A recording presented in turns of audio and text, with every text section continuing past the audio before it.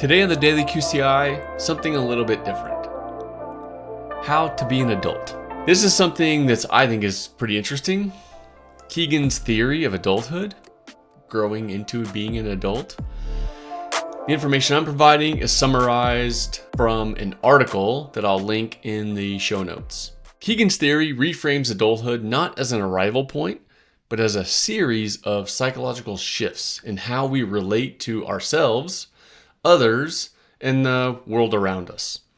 3 big stages for adulthood.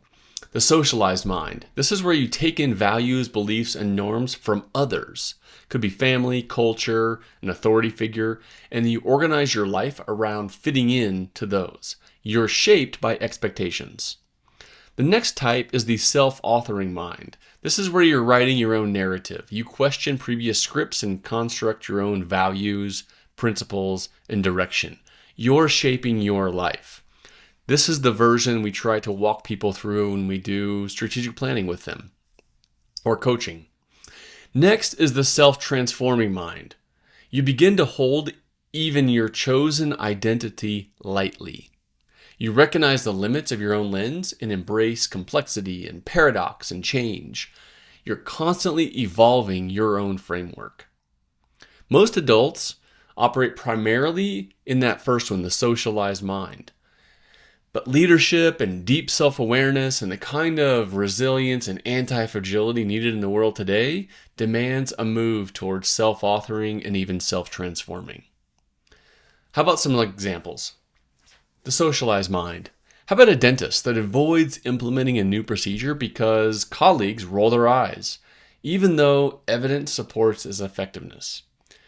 That dentist is being driven by group norms rather than their personal conviction and knowledge and evidence. How about the self-authoring mind? Here, an entrepreneur creates a philosophy based on specific values like transparency and shared decision-making, even if it diverges from the mainstream. They're writing their own playbook. And finally, an example of the self-transforming mind. A leader who built their brand on evidence-based practice starts questioning the evidence hierarchies and invites conflicting perspectives, integrating broader viewpoints.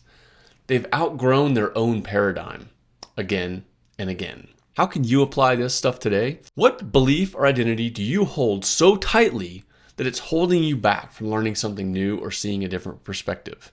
Pick a moment today where you're feeling some resistance, somebody disagrees with you, or a situation doesn't go how you wanted. Instead of reacting, try this. What part of you is feeling threatened? Is it a socialized script? And then flip the lens. What if I were self-authoring? How would I choose to respond based on my values, not my triggers? Write down the difference between the default response and your chosen response. One of Kegan's core insights is that you grow by taking what once had you, beliefs, assumptions, and stories, and making it something that you have. That's how we move from being a puppet to being an author, from passenger to navigator. Don't just consume the story you're living, edit it, rewrite it, then question even your own edits. Welcome to adulthood, version 2.0. See you tomorrow.